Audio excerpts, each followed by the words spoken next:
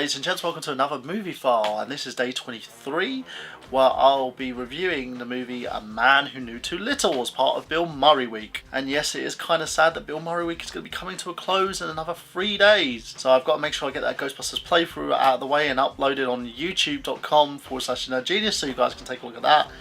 And also just doing loads more Bill Murray reviews. Now, if you've got a request for a review for me to do next week in terms of films that you want as part of our 100 movies in 100 days, let me know, because I really want to hear your opinions, guys. I've already got one opinion in regards to doing a Sly Stallone week, which I'm actually considering. God, I will probably have to do Rhinestone. I will pleasure your mind in the Cherokee. I will touch you, baby. No one else. But saying that, he has done a lot of good movies as well. So let me know, guys, and let me know what you would want from MovieFile, what movies you'd like to see me review, and what you think of these current reviews that I'm doing at the moment. So let's get down to our review and review The Man Who Knew Too Little. The Man Who Knew Too Little was a rather change of pace for Murray. He was doing very brash, very flamboyant characters in terms of the movies that he was doing before. This one was a parody on the espionage thriller about a guy who, simple's probably not the word, but in layman's terms, I think he had a mental disability. Now, saying that, he was actually really fun to watch in terms of watching this character develop, being someone who had no idea what the hell was going on, but also everyone around him seemed to be really even worse than he was. But we'll get more into that when we talk about the acting, so let's go to the story. The film was directed by Jon Amiel and written by Robert Farrar and Howard Franklin, and it was based on Farrar's novel Watch That Man, and the title was a parody of Alfred Hitchcock's movie The Man Who Knew Too Much, and its 1956 remake of the same title. Wallace Ritchie, played by Bill Murray, flies from Des Moines, Iowa to England, the United Kingdom, to spend his birthday with his brother James. God, I know this guy. Oh, Whalley! Hey. Whalley! Hey. Look at you! Look at you, you're still the ugly brother, my God. Played by Peter Gallagher. Same evening, James is going to be holding a business dinner with a bunch of Germans. And nope, that's exactly what he says. A bunch of Germans. And sets up his brother Wallace to go to an improv theatre company. Versions of theatre productions is kind of obscure. Reason being that they actually get people to work as performers in regards to their theatre production, where they have a man screaming at a woman in very racist Cockney that he's going to shoot her in the face. Would you like more teas and biscuits with that? Hold on to your neck! The business is called the Theatre of Life. Before the night begins, James hands Wallace a pair of Ambassador cigars, promising to fire them up before his birthday ends. Trouble begins as Wallace answers a phone intended for a hitman, thinking that it's the phone call that he was going to receive from the theatre company to enter the room. The contact Sir Roger Dagenhurst, played by Richard Wilson, and it was a hitman he hired named Spencer. Thinking that it's part of the act, Wallace decides to go down and follow the locations to go in, and thinking it's part of the act, Wallace tends to go to the locations and finds hilarious incidences occur as he attempts to get these letters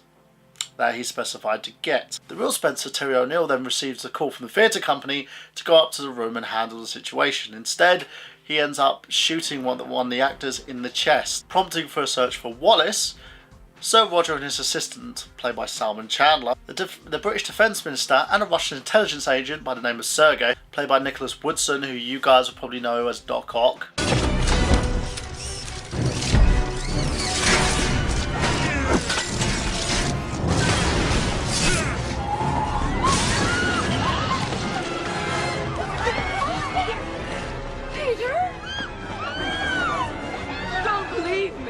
Spider-Man movies? No, not the fucking reboot. Plan to detonate an explosive device, disguised as a Moshika doll, during a dinner between the British and the Russians, designated in order to rekindle the Cold War so these guys can make loads and loads of money. Still believe that he's acting after being mugged. Wallace then goes over to meet a girl by the name of Laurie, Embleton's cool girl. Laurie intends to blackmail him with these letters in order to get herself paid. Spencer was then hired to specifically eliminate her and destroy the letters, but Wallace doesn't intend to do that at all and decides to follow whatever she wants to do. He then says all the right things and ticks all the right boxes, infuriating everybody in the intelligence agency by thinking that it's Spencer going rogue. You see how everyone else is stupider than Wallace? When Wallace uses Spencer's communicator to talk to the intelligence agency, he uses the terms, "I know a couple of guys who are looking to shoot up a couple of ambassadors at 11:59.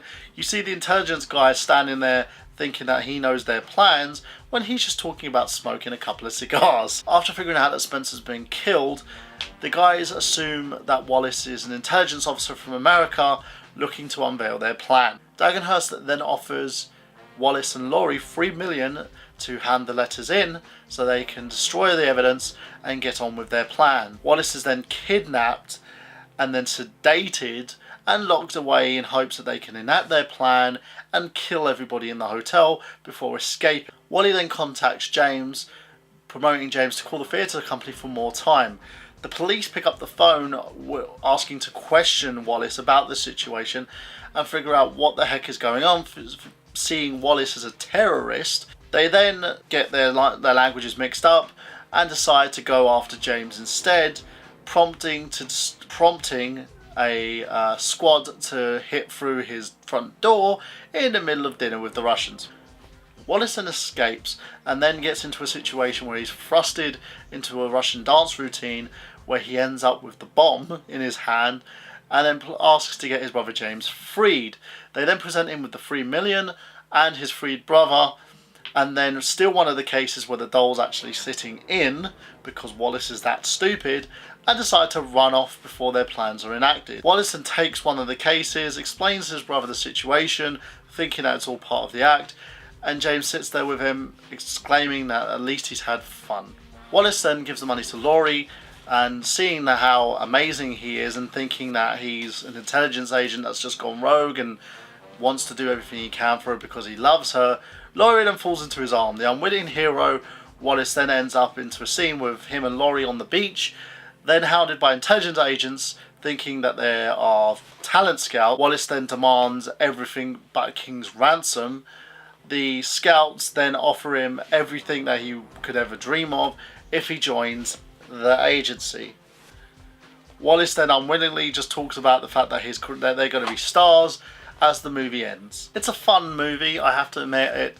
It's something where you just have to leave your brain at the door and watch, because of the fact that everyone in this movie is so stupid. There's a lot of things you just sitting there scratching your head thinking, why didn't they pick this up? Especially the fact where Wallace was over improvising his lines. They didn't know that Spencer, who they thought had gone rogue, ended up dead. And then Wallace ends up in a situation where he's demanding everything from these guys to the point where they're just going along with it. It has no rhyme or reason, but it's a fun comedy for the sake of being a comedy. Another thing I will have to say about this movie is the fact that they made every Englishman in this movie shine like this for most of the movie.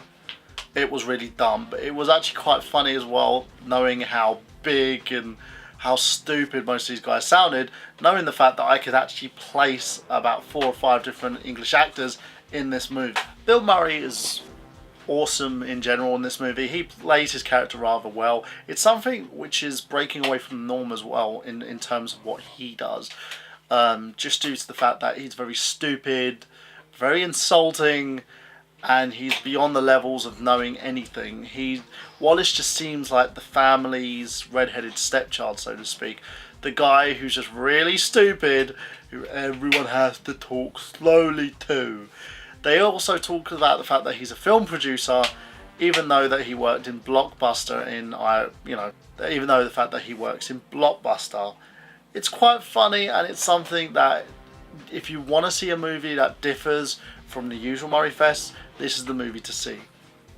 And it also shows a bridge between the movies where he was playing previously, like Scrooge and Ghostbusters, to the movies that he plays now, where he plays mostly the depressed lover, or the depressed father, or the depressed human being, or the old-aged actor, someone who's beyond any rational reason, who's just depressed for everything in his life. But yeah, it's a great movie, and if you want to check it out, check it out. Now, let me go to the rating quite quickly to talk about exactly if this movie is worth seeing.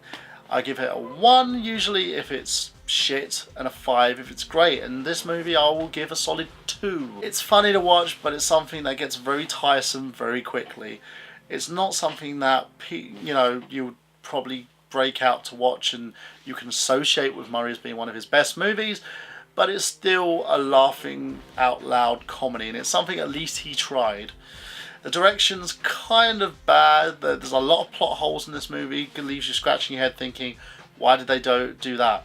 Why is it that they're just being really stupid when this guy's an incredible dunce himself? It lowers the tone, so to speak, as well, because of the fact that his character was so dumb that these people who are supposed to be governing countries, who are working for the CIA, and who are working for MI6 are supposed to be intelligent, but they seem more stupid than he is.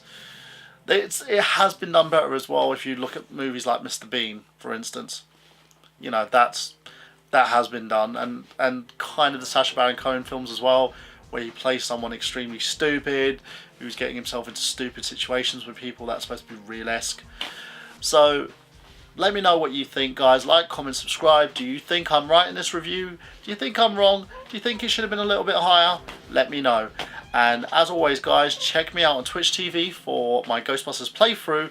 You can check me out on Fanboys Anonymous for reviews and articles on Bill Murray, as I'll be doing a review on some of Bill Murray's comic books that he actually was in, including a Marvel team-up with Spider-Man, believe it or not.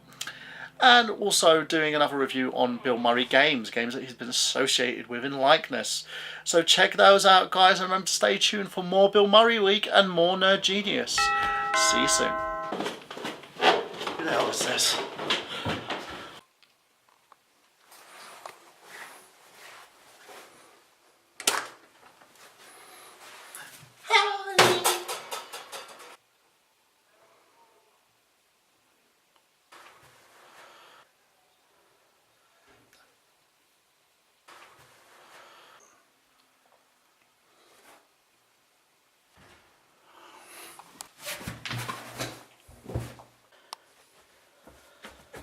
You alright?